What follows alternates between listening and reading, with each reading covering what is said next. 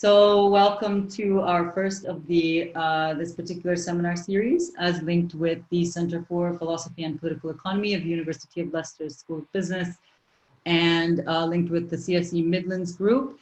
And today we are very fortunate to have with us as our first speaker in this series, Professor Peter Bloom, who is Professor of Management at the University of Essex. So Peter's research critically explores radical possibilities of technology for redefining and transforming contemporary work in society. Peter focuses on the human aspects of organizational existence and looks at the potential for constructing more empowering cultural paradigms for organizing the economy and politics. And specifically, he aims to reveal strong relationships between economic marketization and political authoritarianism, looking at the dark side of workplace empowerment discourses and the role of technology for changing organizations and processes of organizing. So these are the strong kind of interventions that Peter has made over time in research and management. And his most recent publications and some of the books that he's published, which are fantastic pieces of work. There's Monitored Business and Surveillance in a Time of Big Data, coming with Pluto Press. He's published Identity, Institutions, and Governance in an AI World, Transhuman Relations, and that's with Palgrave Macmillan. And the third one that I want to mention in the introduction to our esteemed Professor Peter Bloom is Guerrilla Democracy, Mobile Organizing and Revolution in the 21st Century, which is co-written with Smilovic Jones and Woodcock with Bristol University Press. So I would like to direct everyone to see the slides that Peter has shared with us.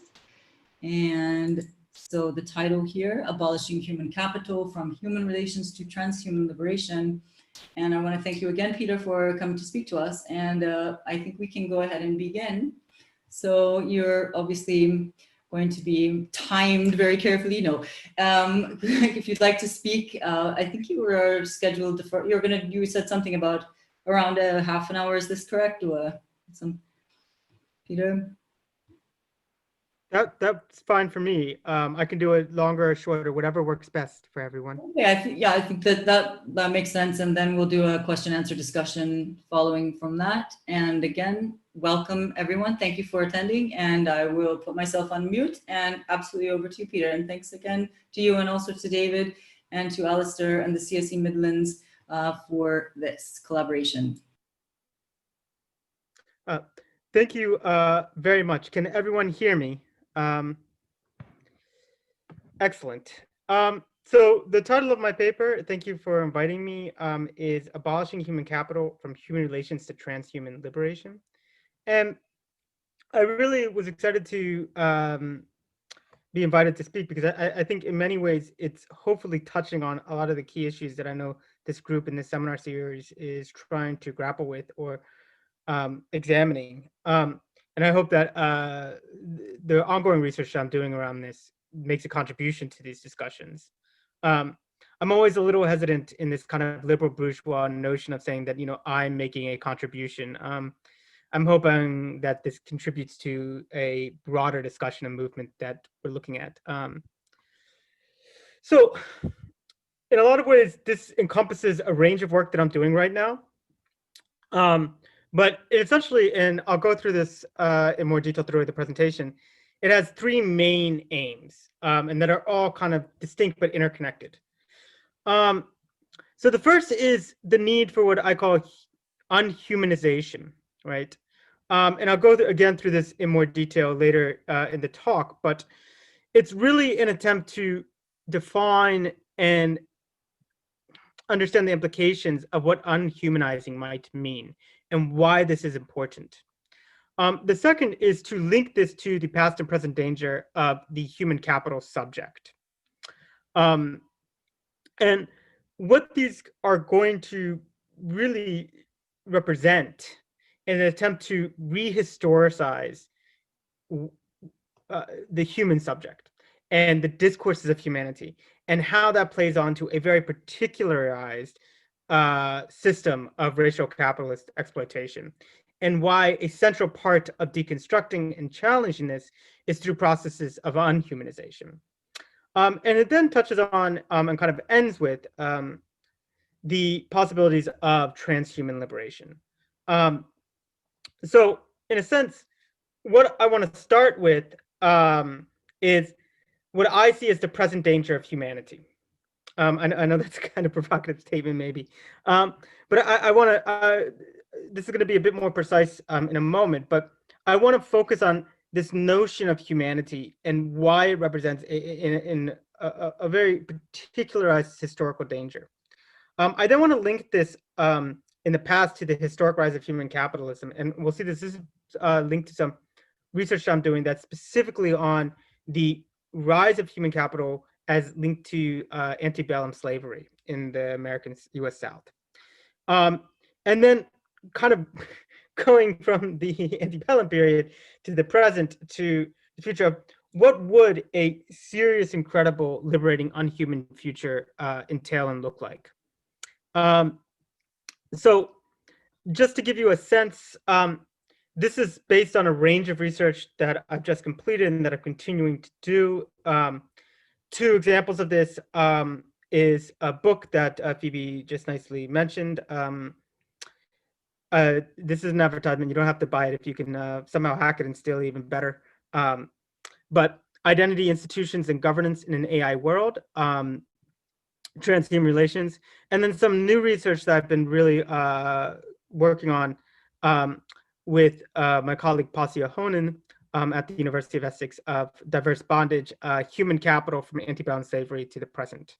And why I thought this was important, or why I wanted to present this now, is that it connects to, and I hope to think about how this, in a way, resituates contemporary discussions of socialism and abolitionism in a, I would say, a broader theoretical interrogation of the history of human capital and its implications. So I put a lot of pictures on, so if you get too bored, you can turn off your video, have something to eat, and just look at the pictures. But hopefully others find this as interesting as I do. I'm a very exciting person. This is what I find interesting, so I apologize for being so exciting. The first is I want to start with what I see as a profound danger of human relations. And as Phoebe mentioned at the beginning, I think one of the aspects that we both share is a serious theoretical and empirical critical concern with human resource management and human relations. And I wanted to kind of talk because the work that I do in many ways encompasses a range of different disciplines. And I really started noticing about 3 or 4 years ago when I started developing kind of civic liberation technology. When I was working with even kind of left-wing organizational designers, etc., I started noticing some really strong discourses coming through. One was this really strong idea of singularity. And if you are familiar with this literature, or you read it, or you watch, I guess, popular TV shows like Humans, there's this idea that at some point, artificial intelligence is going to outpace the intelligence of humans. And when that occurs, you are going to have a situation in which they are, quote unquote, our masters, or they are more dominant than us. And I thought this was really dangerous because, as I was saying, it reified a kind of notion that is something that's historically contingent on competition and dominance, right?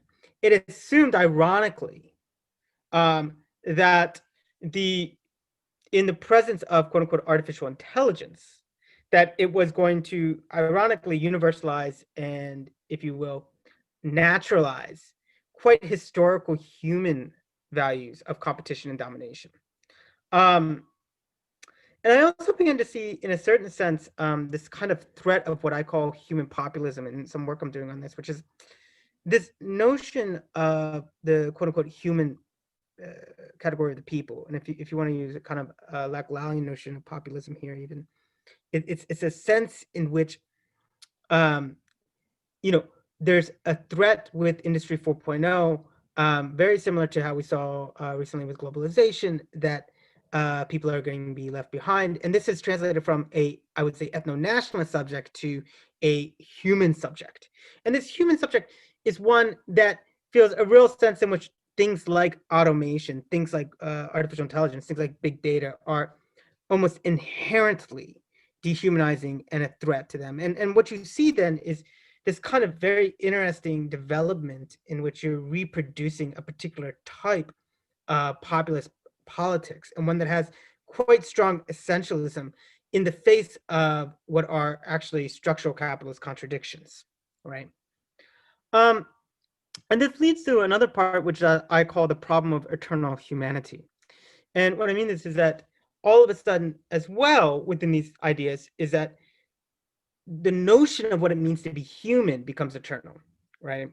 And it has a certain timelessness.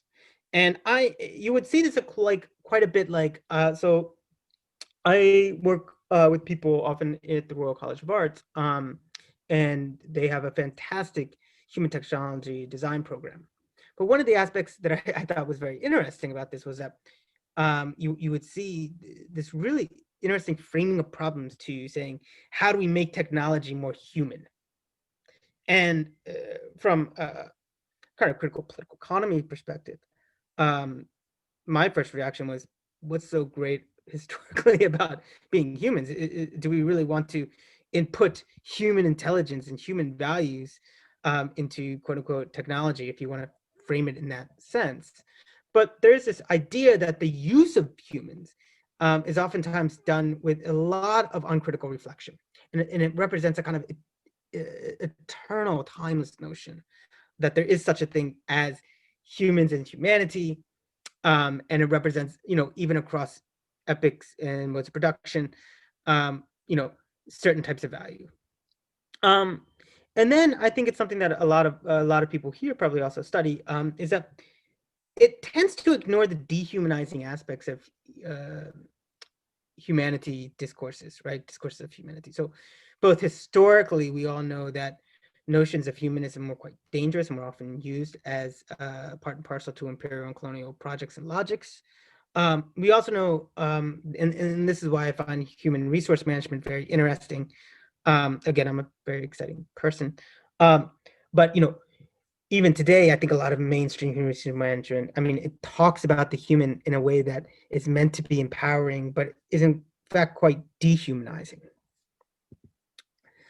So I was worried about, in some of the work that I'm doing now, I'm finishing a paper now on what I call human colonization 4.0, and it's looking very specifically at the ways in which discourses of the human and the reification of the human, particularly in the face of questions of Industry 4.0, um, are themselves becoming colonizing. So there's an idealization of the humanity.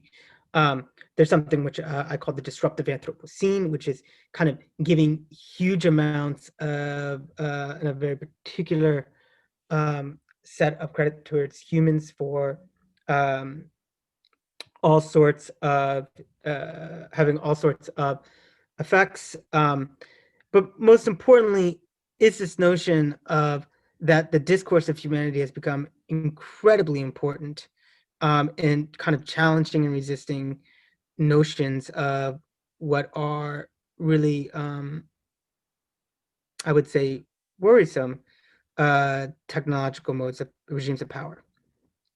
Um, and it is very interesting. I mean, a book that a lot of people enjoy, that maybe it's because I read on this topic that I was less sanguine about, such as like surveillance capitalism, for instance, which that's neither here nor there, why I think it misses the point in many ways. But what becomes very interesting is that even here, at very sophisticated levels of analysis, um, you see a real sense in which, how do we humanize data, without actually understanding that, this is part and parcel to an entire history of humanification. What I will say is you'll see humanization, which is the construction of a very particular type of human subject, and then using this process of humanity for exploitative purposes. So I guess to frame, I mean, I really wanted to focus on that. I see a huge danger in the reification of a particular specific type of capitalist discourse of the human subject.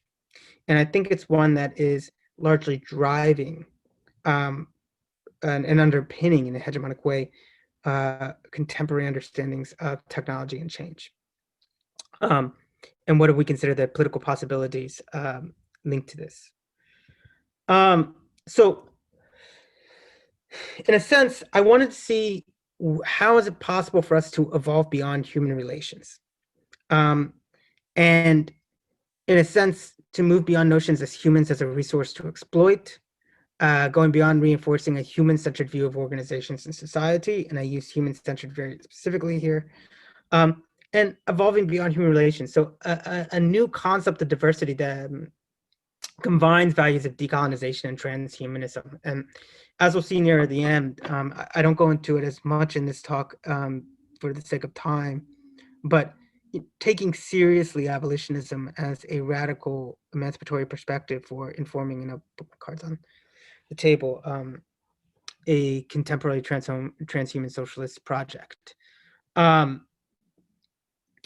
So this brings us to a point of like, when we talk about the human here, when we think about the human in this respect, where does this come from and what does it represent? And for this reason, I wanted to look at very seriously the historical rise of human capital. So I know when we talk a lot about the relationship between Industry 4.0, we're oftentimes forward looking, and we talk quite a bit about philosophies of transhumanism or posthumanism. There's a lot of discussions about automation, etc. But I thought it was important to genealogically go to the root of this thing called present day humanity. What are some of its antecedents? Where did it come from, right? What are some of the bases of this knowledge? When we say, we have to input human values, what do we mean by that? When we say we have to save humanity, what kind of human are we talking about saving? And what are the implications of this? So one of the key parts is that I think, and I won't be able to go into it in as much detail here, unfortunately, but I'm happy to go in the question, but to take a very serious discussion of the construction of the human as part of racial capitalism. So Robbins' obviously very famous decision that it's the tendency of European civilization through capitalism was thus not to homogenize, but to differentiate, to exaggerate regional, subcultural, and dialectical differences into racial ones. Now, why, and we'll show you why this is important in a moment.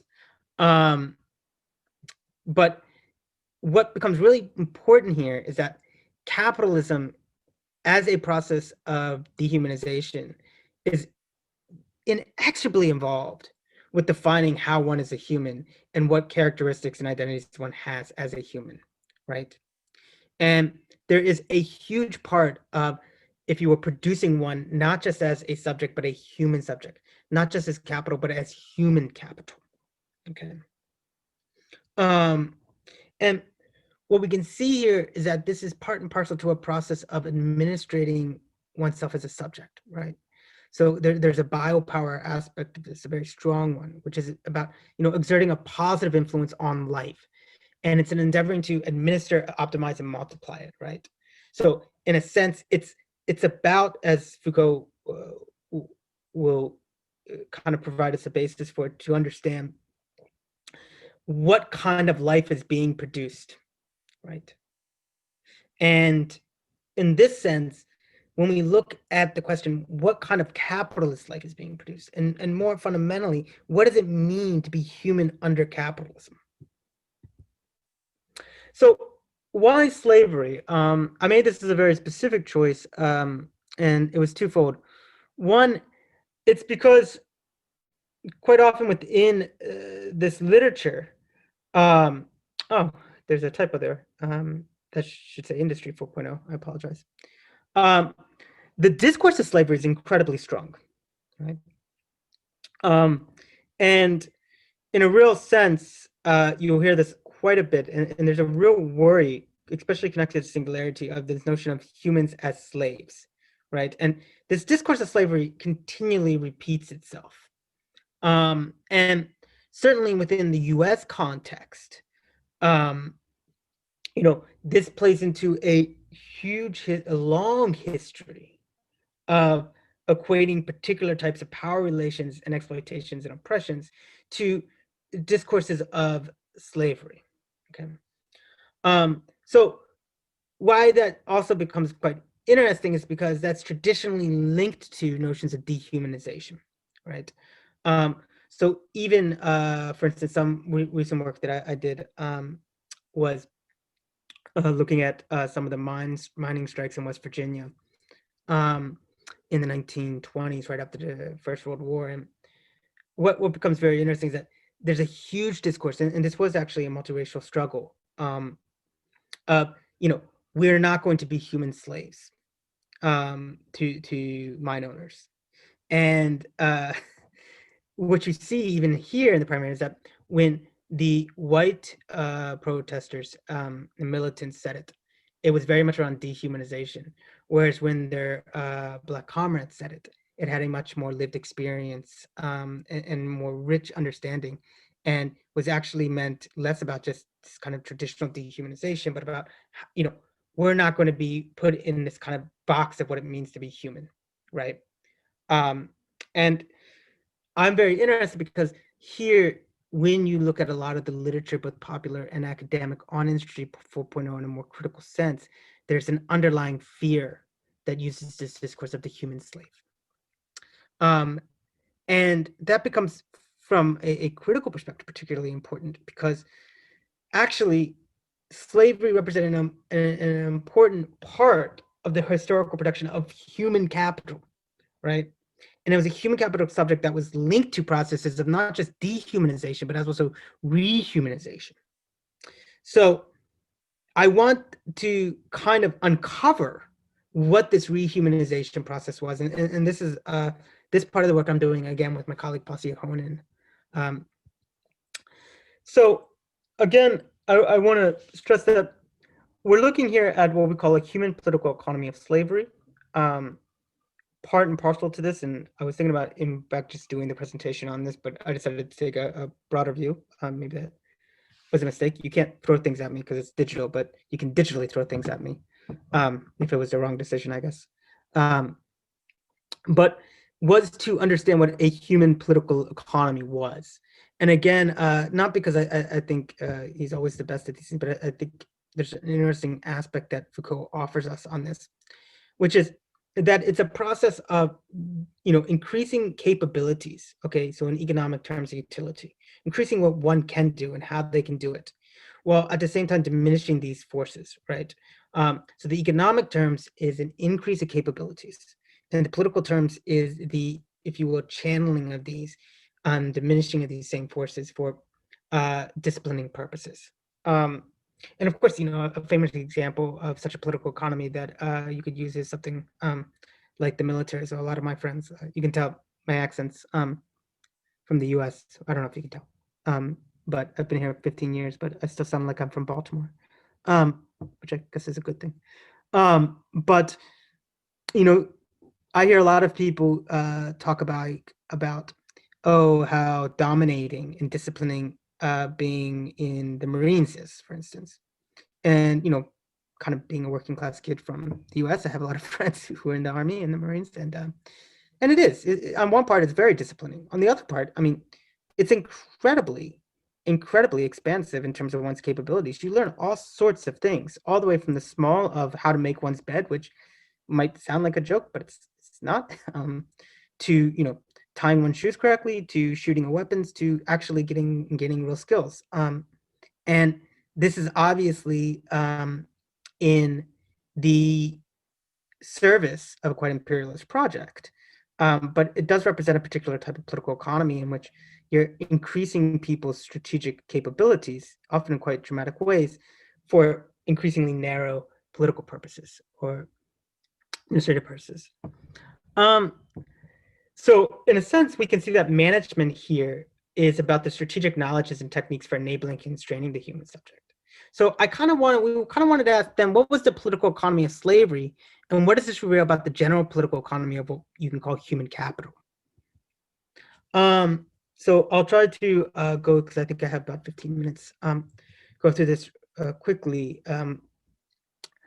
which is that on the one hand, I think it's really important to recognize, and we're in the middle of doing huge amounts of primary interrogation of this, is that U.S. slavery, particularly in the intimate South, was part of what you can call, and has been called, the Dark Enlightenment, right?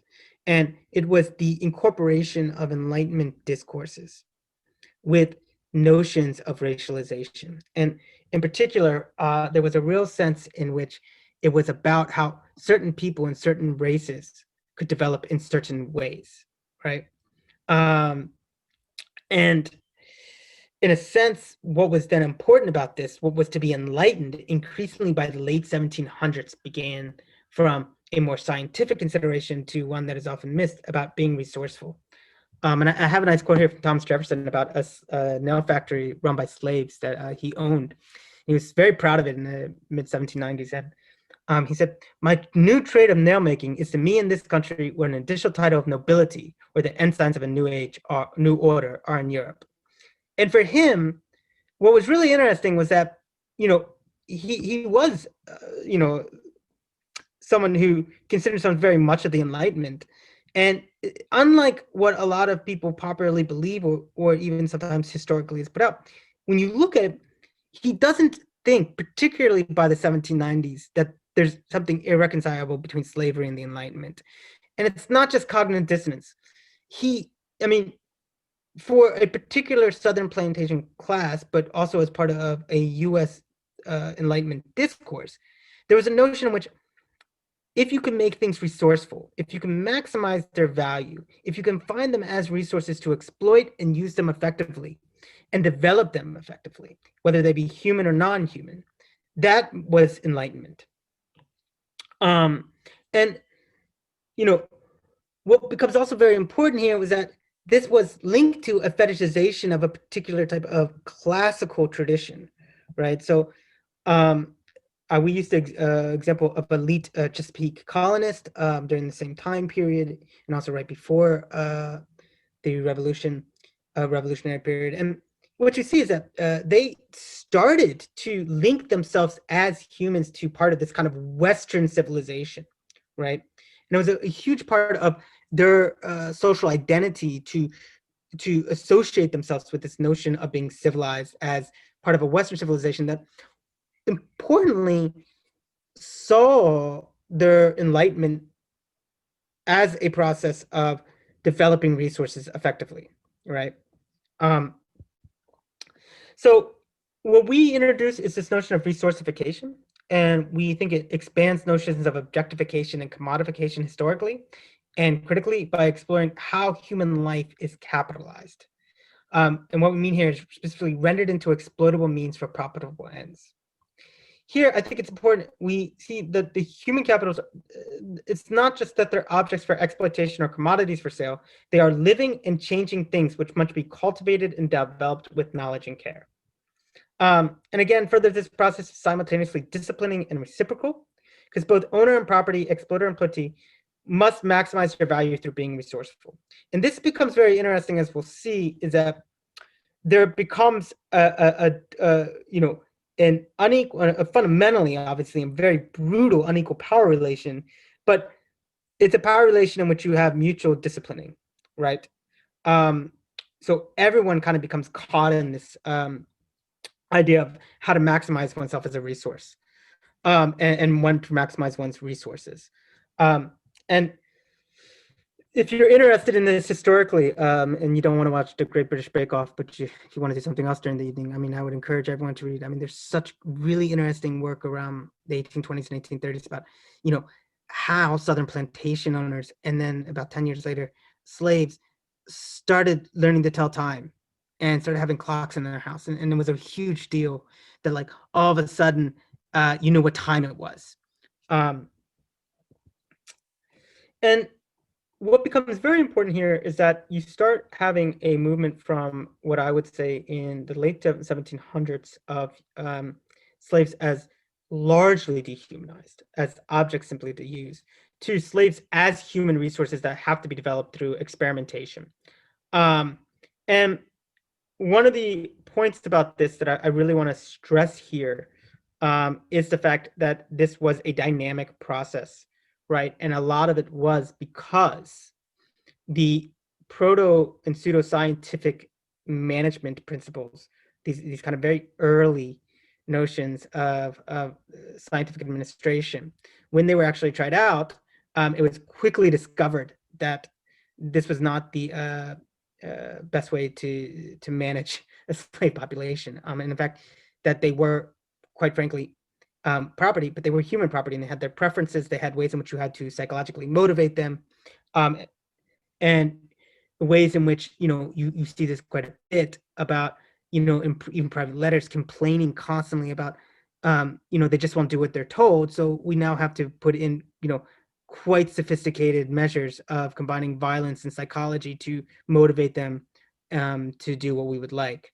And if you're interested, this is not for this presentation this much, but it helps us understand why cotton production in the US largely went from gang-based to task-based, starting around 1830 and 1840s, and why task-based labor was something that ironically became something very associated even in the late 1800s with um, a sense of empowering employment relations. Um, and it was largely because, God, this is boring, I apologize, but having things done by task was something that was seen as much easier to motivate and gave them a limited sense of autonomy that could actually allow them to reduce their solidarity, but also motivate them individually, and often in quite brutal ways. But I'll go through this quickly. What you see here is the slaves as human resources to be developed, and slaves as resourceful human capital. And you saw this in terms of there was a continual and there's been a lot of work around this, the notion of how you determine how much a human is valued and how much they're marketable, and also how you have to maximize living capital, right? So again, this use of task-based regimes were used to both better individually monitor and incentivize labor activity, as well as provide them with a sense of autonomy. And this led to a product of rehumanization, which I'll horribly read out, I apologize, which is the reification of capitalist relations is realized precisely through its humanizing qualities in management. The naturalization of the subject as a commodity was ironically achieved via the production of a fully human capital subject. Consequently, it was not so much that humans were made into capital, but that capital was infused, endowed with a sense of humanity, transformed into a living thing to be motivated and developed for maximizing its economic value. So, how can we then understand the management of human capital? Well, we want to just pick up three quick things, and I'll go through these quickly, but happy to talk about them more during the question and answer. One is around individualization. So it's really resonates with how slaves were viewed and exploited as unique forms of property with their own individualized qualities and requirements, which you see really from the 1820s on, there was an attempt to categorize them as particular types of slaves that could be sold and also used effectively. And this resonates with contemporary human resource regimes, which mixes quantitative information of employees with ongoing and definitive individual qualitative evaluations of performances and worth to the firm. And one thing that's really interesting, if again, well, I find it interesting. So there's been a huge amount of work on, slave owners had initial accounting books that they could write about individual slaves. And what you see is that starting in the 1830s, they very actually rarely wrote what an individual, the amount of cotton, for instance, that an individual slave picked. What you do see, though, is that overseers were increasingly sophisticated about writing out the human qualities, like good moral character, works hard, doesn't work hard, will be disobedient, might run away because they're headstrong. These are suffused, all across different antebellum plantation context. Um, diversification. So differentiating human capitals for diverse organizational needs and purposes of social control, and developmentalism, which is the need to continually develop slaves to maximize their value, either as labor or for sale. And this is quite analogous to linking contemporary capitalist exploitation to employee development inside and outside of work. So this is the kind of background to say there was a very serious historical project of constructing human capital and the human subject as related to a resource, a living resource to be capitalized and exploited and developed. So going down to the future, if you want to use these terms, of transhuman abolitionism. And one of the things that I want to think is, how do we move beyond this? And so some of the work that I've been now doing in parallel to this, and I didn't put, I had a recent article published in Spectre, well, their online page, on linking socialism and abolitionism, particularly around this, which is how to move beyond questions of, reifying the human towards questions of actually transhuman solidarity and understanding how we can use our contemporary period as a means to deconstruct and unhumanize ourselves. So how can we escape both ideologically and also practically from the constraints of being human capital? Part of this, I think, is to move from questions of singularity and fears that technology is going to overtake us or be competitive to ones of integration. Um, and I won't go through all these, but because of time, but a key part of this is understanding, right, that the values that we are constructing in our everyday practices and lives are the ones that are going to be reproduced. So if we're constructing values of competition and dominance, and we're linking that to questions of what it means to be human, those are what's going to be reproduced. And the notion of singularity is one that is very much linked to an idea of domination and competition and winning. And if you can move this from singularity to questions of integration, all of a sudden you have an entirely different set of possibilities available. Um, and I think this means a lot of the ways in which we can think about what is meaningful intelligence, right? Um, one of the projects that I'd like to do with Phoebe, for instance, is to look at actual people who are involved with the training of artificial intelligence and humans thereof, to look at what are the kind of ethics that are right now embedded in that, and how do they reproduce a particular type of human capital subject, and what would be different types of training programs and different types of work relations that produce a more liberating and different type of transhuman subject and transhuman relation. Um, and I think this then goes towards what I call mutual intelligent design, which is really about kind of an unhumanizing project, right? A project of moving beyond the question of human capital and instead focusing on the ways in which there are various possibilities for a more cooperative and transhuman future. And then to understand that the reification of the human brings with it all sorts of very dangerous modernist essentialist notions that require decolonization and require a means for us to open ourselves up to actually the ways in which we can have a diversity of intelligences, a diversity of consciousnesses, and also much more open to how our notion, our agency, and our insights and our epistemologies are shaped in a kind of ecosystem that is not just human. Um, so just to share, like, some of this will be ranges of simulating progress. We've already seen some of this, but really exciting projects right now that are happening. I mean, are some of the things that a lot of people are doing about bringing in commons in technology. So how do you create digital platforms like platform cooperativism, but even more radically, to allow us to actually have a commons and plan-based economy? Um, this also, though, means a real sense of moving from the kind of human data subjects to actual really taking seriously the different types of agency we might have in a transhuman situation. And I just want to end, and I know I went through this very quickly, and I apologize, but I want to give time questions.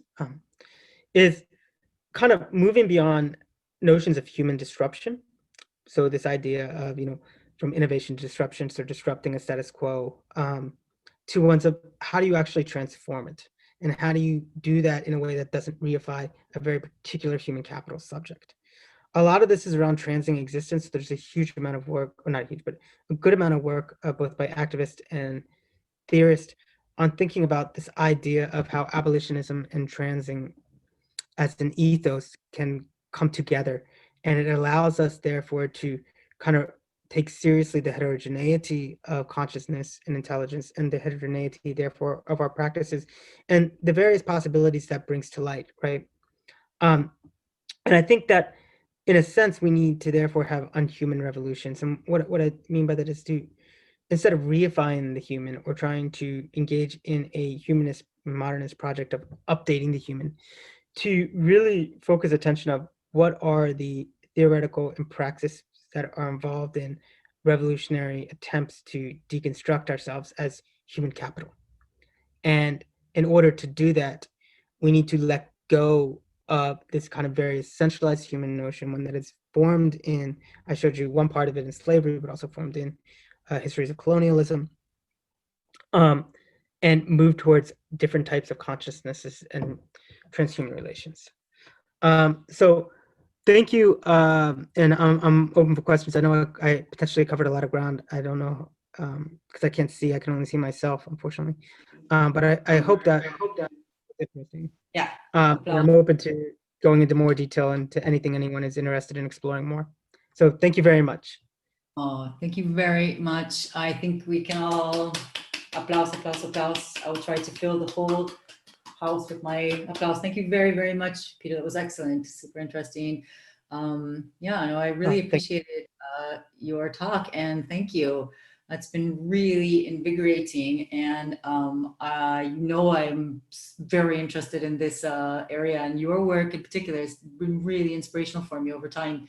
And I really like your theses on sort of subject formation, and I think the interesting kind of, and I really like your way of putting this, it's something quite, in a way, you're kind of updating the research around these power relations within such a historically necessary question around slavery, and this kind of subjectification and objectification process, which I think needs to be, as you're doing, brought into this polyvocal kind of ontology where we're really querying these historical aberrations and these violations in the imperial context. I mean, we've got, so many questions that are still unanswered, but yet we're accelerating ahead, speeding ahead as though technology guides us into this fantastical new, world. So I think the post-humanist discourse can really use these discussions, because what really came across to me as I watch her and listen to these postulations, is the kind of the absentine within, let's do this because you haven't done a lot of it, and I would be sorry, I'm going to just say a few bits and obviously open the floor, in the kind of human resource dimension. And I think especially when we begin to look at the technological human computer interaction, the kind of points of machinic artifacts, and then this question of what are the becoming machine possibilities, what are the vital politics that surround that, because there's a lot of discussion around the emancipatory, and of course you are doing that. My question then, but to ensure that we have that critical scaffolding and that critical kind of set of interrogation, we've got to recall that the co-determination of the self and other don't simply come about sort of spontaneously, without these historical things. So I mean, the recognition aspect, the metricization aspect, the quantification aspect. So very, very cool, very interesting stuff. What counts, what doesn't count, who decides that? And we've got to kind of revisit these historical moments and also think through what the possibilities are. And so thank you very much. What we could do, and I think this is brilliant. I've got, obviously I know people want to ask questions. Oh, I didn't do that formulaic thing you're meant to do at the beginning and say to everyone, if you want to ask questions. I think there's some kind of, should we, I don't know how many we are in the room. Let me just quickly check. We've got, okay. Why don't people is it possible to raise your hand and then, like, as though we were in this room? I don't know where to find can someone raise their hand if you would like to ask something or say something, and then I'm going to call on you and then you can do it. Does that work? Should we do it that way? The only thing is I can't do that thing where I see your eyes looking at me like, what about me? And then I can line you all up. So if you could raise your hand, then I can sort of just say, go, right? Is that how one does it? It is, isn't it? Okay, David's nodding, great. So thank you again. This is super interesting. Very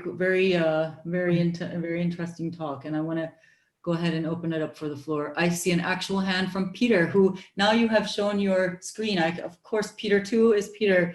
Hello, Peter. Please, if you could like to, and if you want to introduce yourself when because I assume everyone knows everyone, but there you go. If you want to go ahead. Well, I'm not going to waste anybody's valuable time by spending too much time introducing myself.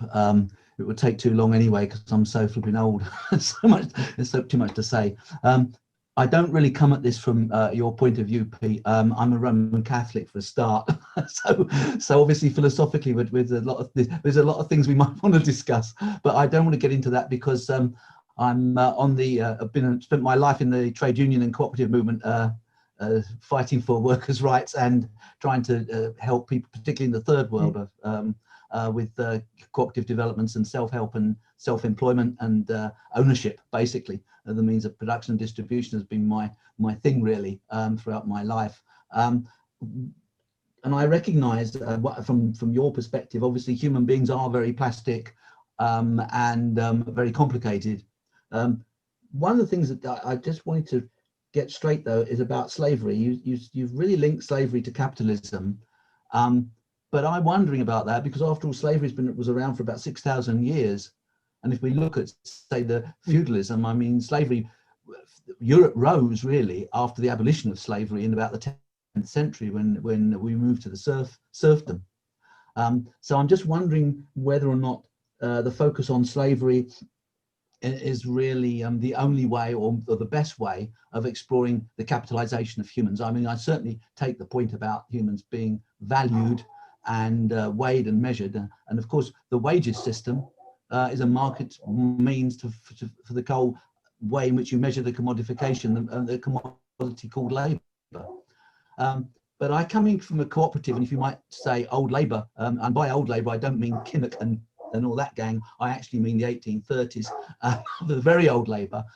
If you look at the original socialist and cooperative project as it was started in the UK in the early 19th century, it seems to me that they don't start from a point of view of what capitalism is doing to us.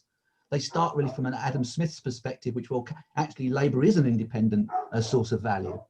And it was that idea of labour as having a value itself, rather than being valued by capitalism, that gave the reformist strand of the labour movement, as opposed to the Marxist strand, its opportunity to say, well, we don't need to expropriate, we don't need a revolution, we can do it ourselves.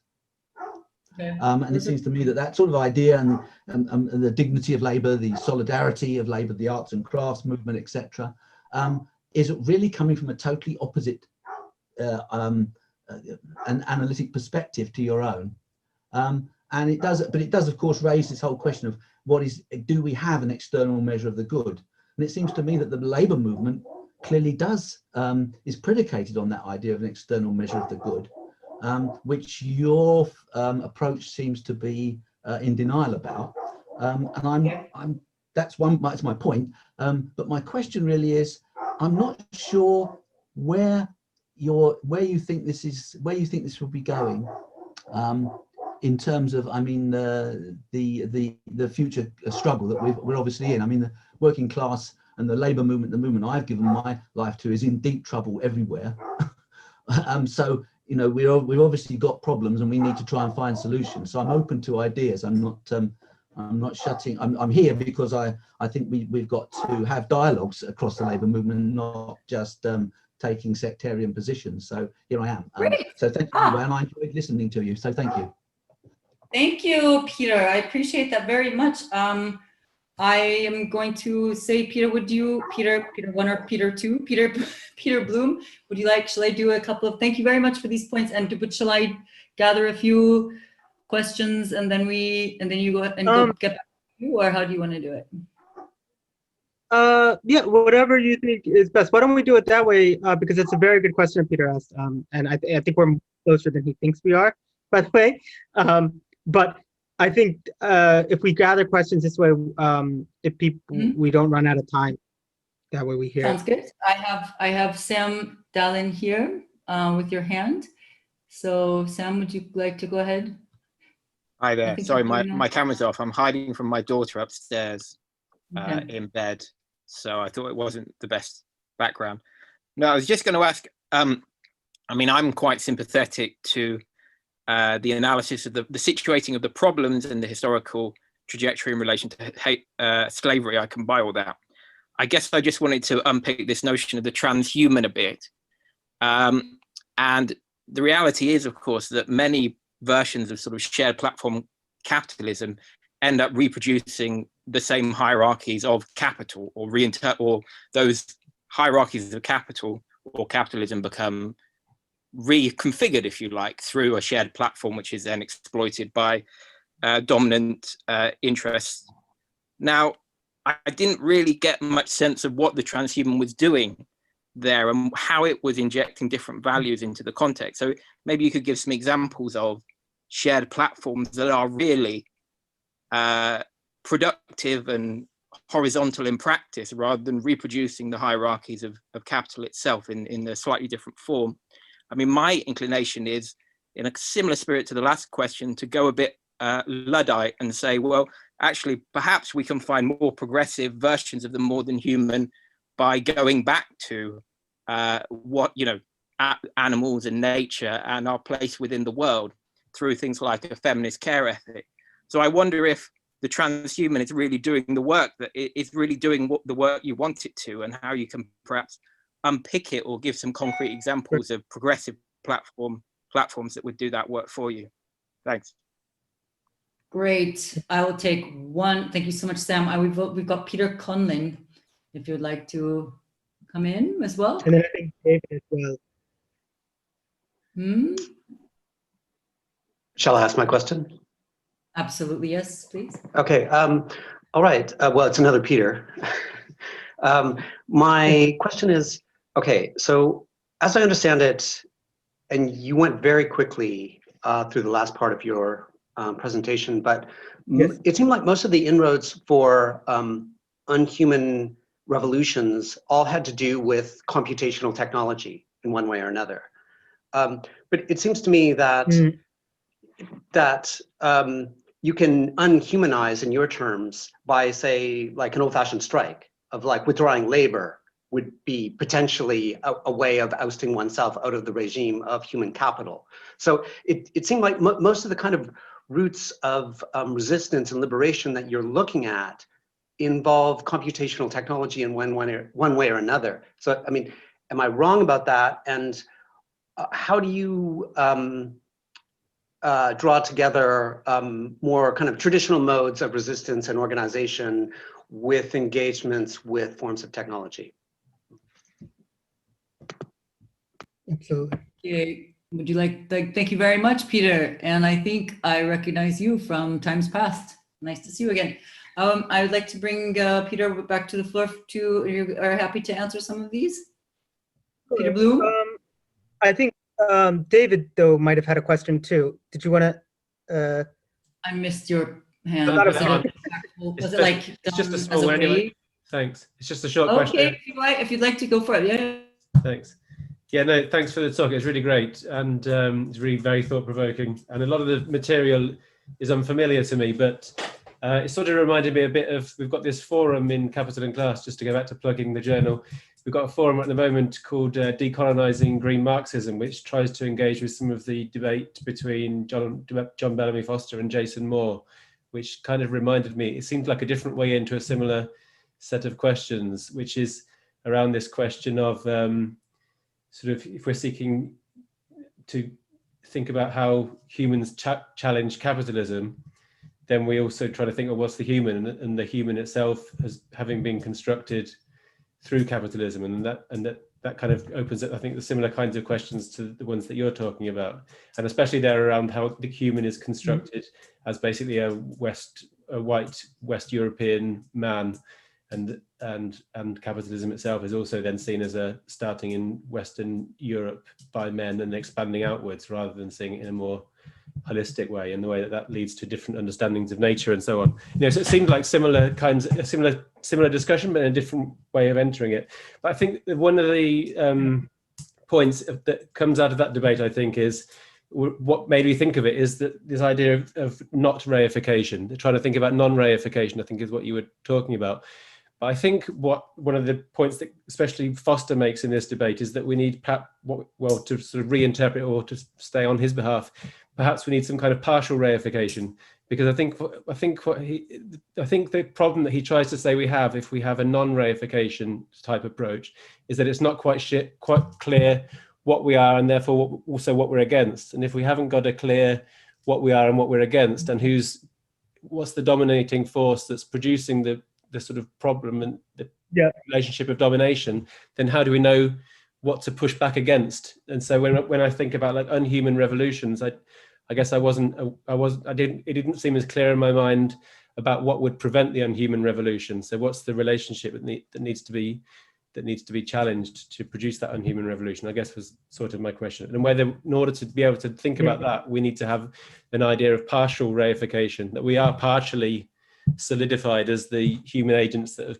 capitalism has constructed, and that's what we need to be challenging. And if we go for total non-reification, do we lose that sort of scope for agency and resistance and a collective identity in that sense? Thank you. Thanks.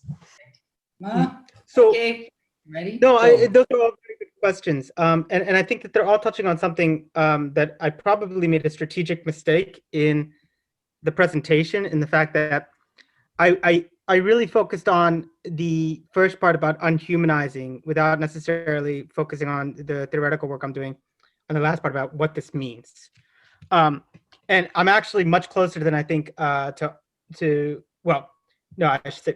So let's start at if I can go in order, and I'm a bit pedantic, so I apologize. It's not about importance. As my partner says, I'm probably the most. Yeah, she jokes all the time that I'm the most organized anarcho-socialist she ever met, so I apologize on that. So Peter, I think your point is absolutely correct. And I think that one of the key points that I want to engage in, and that I didn't talk about in the presentation, right, but it's really fundamental, is the ways in which we understand that relationship between quote unquote technology and the human as a process of labor and value creation. And what becomes at stake then is understanding through that labor, right, how different forms of value can emerge and different regimes of values can emerge. And I think the point that you've very well articulated here is that, while I wouldn't necessarily align myself politically with the reformist movements of the 1800s, the point about labor as an independent force becomes incredibly important, right? And I think that if you update that to now, and you go through a process of unhumanizing and transhumanizing, where you're actually looking at what is the labor that technology is doing, and what kinds of regimes is it therefore involved in, and how is it inscripting particular human subjects in these regimes, and what would be different forms of labor, and therefore different forms of value that can emerge. That's a kind of esoteric way of saying that I also work on cooperatives, and I'm working on a commons development movement right now in Northern Ireland, for instance, right?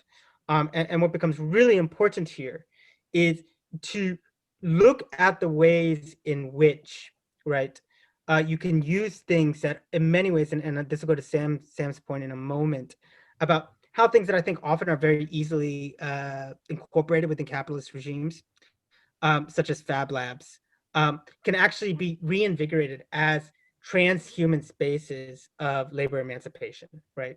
They become places in which not only are you able to reimagine labor as an independent force, right?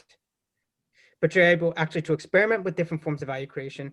And you're also able to explore how you provide value.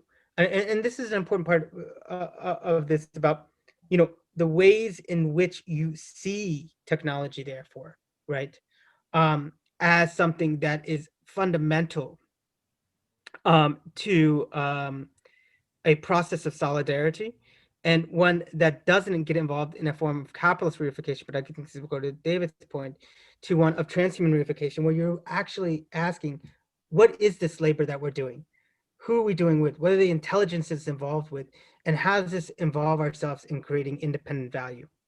And I think that you're right. I mean, it's something that ironically is not always easy, but you've seen, I think, in a sense, I mean, well, I shouldn't be arrogant to say you've seen, but I mean, these types of, if you will, transhuman cooperativism, right?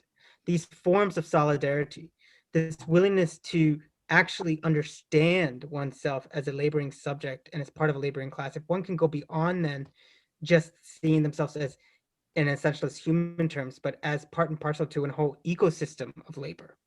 And they can then really be involved in the types of struggles to reinvent it in that sense. And I think this goes to Sam's point. I mean, I think, you know, it's funny because I think the Luddite movement is something that oftentimes is fetishized in a particular way. But it actually has a much rich, and I know you know this because you're smarter than me. For people who don't know, Sam and I are friends. We were roommates, so Sammy is smarter than me. So I know you know this. But it has a rich and complex history, and it's not anti-technological. In fact, it's very much talking what Peter talked about, which is a very particular type of engagement technology that is about, is this dehumanizing or not, right? And I think if you're interested, Gavin Mueller has a book coming out, I think in March, from Verso, that is really trying to update this kind of Luddite ethos for a contemporary age that doesn't get into techno-fetishization, but quite differently understands the ways in which technology can actually be a tool or resource for humanizing or dehumanizing labor. Now, my issue with this, and it's one that I not that it's a plug, I mean, you know, if you're bored, you can listen to it, but I had Gavin on my podcast, and argument's a big word. We got into a discussion about this, which is that I think that even then, and you know, you have a way in which you're not taking seriously class relations and class dynamics in a very particular way, but you're also still looking at things like artificial intelligence and digital platforms. And we'll get to the other Peter Conlon's view on this, that really is looking at this still as tools, right? So you kind of get in this kind of fetishized way of being where you're either into luxury automated space communism, right? Or you're into kind of this kind of updated Ludditism.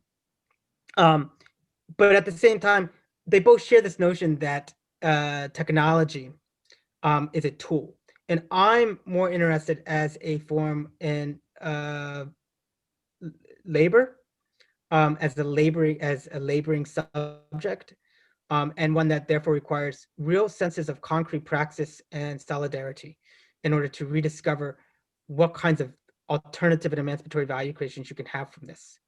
I'd also just say, I know what people said, I mean, maybe this is just my background, so I apologize. Like, you know, given that half my family is from West Virginia and comes from rural areas, I don't tend to fetishize the desire to go back to nature because, in a sense, I mean, it's beautiful, but you know, it's a very hard life, and and you know, I think there are ways in which you can actually have quote unquote high tech. And I guess this will go to David's point about how we think about, you know, what would be contemporary socialist sustainability. And I certainly don't think it's a type of, you know, returning to either, you know, old style of a romanticization of a particular type of rural life, that even then was very hard and difficult and worthy of moving beyond. I think so. I think in terms of this is kind of a Peter. Are you Peter Conlon from Coventry? Yep, that's me. Yeah. for people who want to read interesting stuff, you should read Peter's stuff on a lot of stuff on. He wrote that article he wrote, Neoliberalism Out of Joint. Look it up. It's fantastic, man. Really, really good. Apologies. I know. Yeah, I like your work very much. It's very good, man. I hope that's all right. The question you asked about, is this just computational, and what are other ways in which you think about this? I mean, it's not just computational, though. I think that the question is twofold. The first point is, how are we thinking about calculative technologies, computational technologies, big data technologies, also artificial intelligence, but also thinking about technologies that are traditionally seen as tools as themselves labor producing and agents of labor, right? And I think that's a really important part for building the types of solidarity. And I also think that what becomes really interesting then is that it allows us to engage in all sorts of new possibilities. I mean, you know, one of the interesting things that is happening within the military industrial complex, and kind of a parallel stream, I'm finishing a book right now on the authoritarian, what I call the authoritarian financial complex. And a key part of this, right, is the ways in which in key military installations that have now been repurposed for surveillance technology, right? You have solidarity between and they really see it this way, between artificial components and intelligence and quote unquote human workers that are saying, we're just not doing this anymore, right? We're not engaging in this type, we're not engaging in drone technology, in military drone technologies. We're not engaging in a big one that people don't talk about now is these good credit algorithms about trying to use them to surveil people in order to dictate and help shape disciplinary behavioralism, which is really being tested out all over the world, particularly in the global south right now. It doesn't get enough discussion. I mean, this is where you do see these, where they are having, and it doesn't get a lot of report, general mass strikes, right? And it's not just that humans are walking out of things, but really shutting down entire technological systems and also engaging with them about how they could be repurposed. And what becomes interesting here is then looking at this in terms of releasing the underlying architectures to actually engage in open source problem solving. And you're already seeing that you're having all sorts of quote unquote artificial avatars who are engaging in this process of repurposing a lot of these codes, a lot of these things for ways that are much more socially empowering, right? I think the danger that we have to take seriously, though, is the fact that we are in a computational age, and we are in an age of artificial intelligence, and we are in an age in which, very basic things, like, we talk about digital sweatshops of clicking on a computer. They are enraptured in regimes of discipline and control for exploitative purposes. And so you have to take seriously then what are the ways in which you use technology both as vehicles for solidarity, but then increasingly how you actually look at them as agents to engage in solidarity with. And I think that there's some of the work that I'm also looking at now is, let's look at the ways in which, as a lot of things are becoming more automated in our everyday lives, and the boundaries between work and life are also dissipating, that they're involved in social reproduction. And when they're involved in social reproduction, then what are the means in which you can not only view this as so we take something as Alexia, as Amazon, as this, but in fact, what would it mean to engage in a different type of relationship, a more solidarity relationship, but also an ethical relationship where you are not continuously reproducing values of competition, domination, control, and hierarchy, but actually creating in your everyday relationships for technology and between each other, different types of horizontal relationships that therefore create and help give rise to different forms of data input and different forms of quote unquote artificial learning.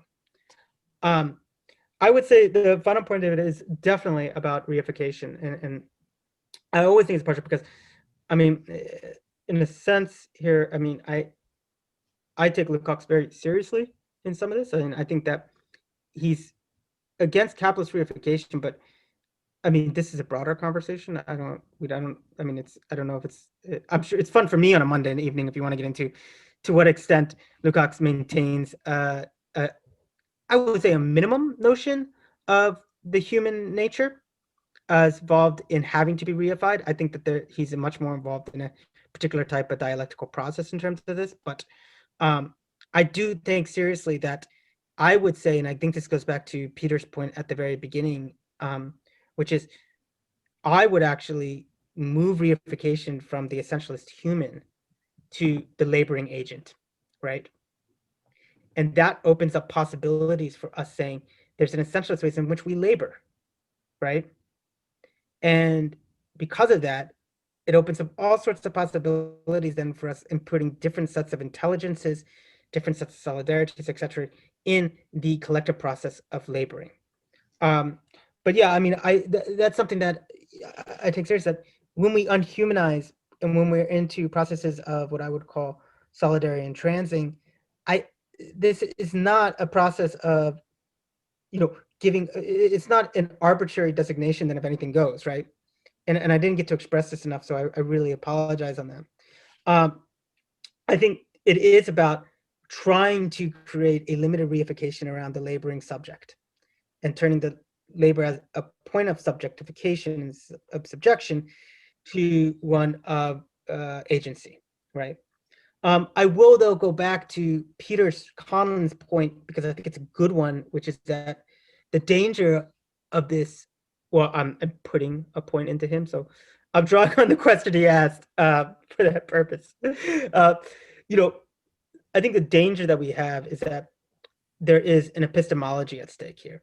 And these technologies do represent particular ways of knowing. And I think it's much easier to engage with this on an ontological level, so to speak, about how we engage with being. But actually the concrete everyday practices of how do we know what we know and what is the basis for that validity, I think is much more entangled and enraptured, and it has to be a huge part of our praxis. And a lot of that is connected to the fact that we are increasingly involved in a kind of computational self, one that can go beyond even the human. And what does that then mean for us, right? One of the dangers I fear is that the attempt to rehumanize the computational self, quote unquote, is one that's simply going to reproduce actual logics of the human capital subject. But I think it's a serious thing, and I guess this goes back to both Sam's point and the first Peter's point, which is that epistemological question is one of praxis, and it has to be engaged in how we have solidarity as laboring subjects for constructing new regimes and ways of being, right? And it's only through praxis. And that's why, like, when I'm involved in creating civic technologies around this, or liberating technologies, it's always about praxis in terms of what would it mean to engage in transhuman solidarity for new regimes of value, right? And there's another political kind of incentive to work at that level, and it is actually resistance. I mean, because we're like the technological regimes that are kind of venture capital oriented, those are the dominant models, monopolies. And I like how you brought up the kind of peer-to-peer and the kind of free software, because this is a movement that actually predates the whole major kind of like the monopoly, like the like Facebooks and that kind of exponential growth of these very dominant models that now to such a huge extent dictate and define and take and capture so much of the kind of affective space, which of course defines how that mediation can even occur. So I think what you're doing, and this is the kind of thing that really comes out through, is to sort of talk about, to try and revive those discussions, because so much of it is just being submerged in the kind of, anyway. But what I want to ask you is, have you engaged in the new materialist, feminist kind of discussions too around posthumanism? Because I think there's a lot of potential within those debates and discussions that are coming out of, and you guys talked about a little bit, Sam and you, about the kind of the social reproduction aspect. And so is that something that is incorporating a little bit into how you're discussing the transhuman or the posthuman? Yeah, so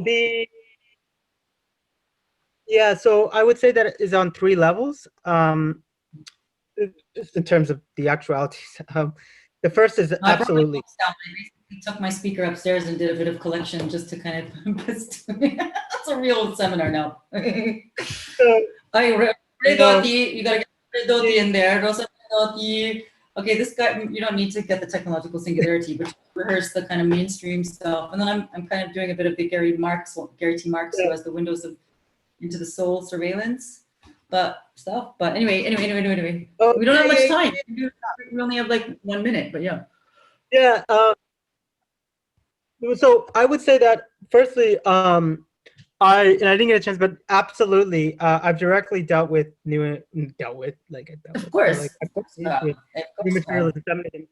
In the recent book that it's just coming out in a couple months, what we look at is taking new materialism and moving it from materialist as agency to processes and products of transhuman resituating and rematerializing. And so what you have here is the continual process of how do you actually engage in processes of continual rematerialization. So where the labor component comes in very strongly. I actually— imminent or transcendent? Imminent or transcendent? Or am I What? just saying at the imminent or transcendent processes or the I think for us, it's the process of immanence that leads to transcendence, okay. right? So it's through the immanence of experimenting with new types of labor for rematerializing for rematerializing a particular context that Cool. allows for us to transcend this and also have then in processes of what we call contagious resituatings. Oh, fantastic! Wow, I gotta see this. I gotta see this. Yeah. Wow.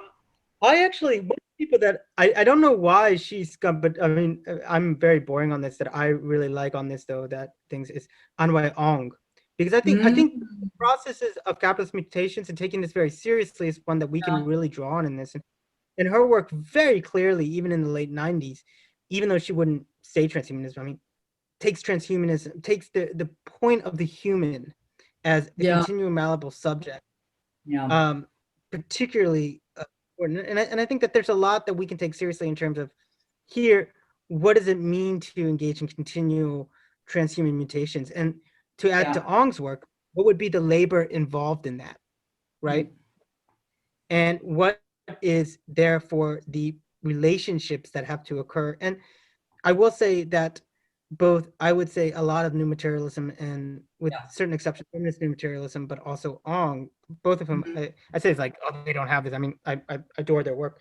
You know, they don't really have a theory, for me, strong dynamic theory of value or reification.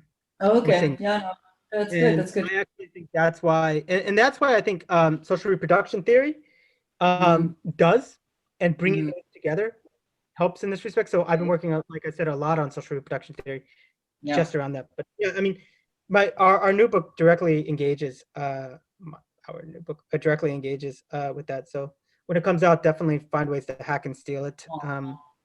Please definitely steal a copy from me. So this has been such an excellent talk and discussion. I mean, we're getting close to the final minutes, I think, probably for what is a reasonable seminar time frame. Is anyone else interested in putting anything forward for our wonderful Peter Bloom? Any other points, or do I see any analog handsy thingsies? Okay, no, right, good. Well, thank you so much, Peter, for being with us today, and to David for co-hosting with us. And it's really nice to have you, and it's been really interesting and very invigorating discussion. So I'm gonna kind of like leave the room, and we can do a big round of applause. Thank you very much. We hope to see you again soon. Thank you very much.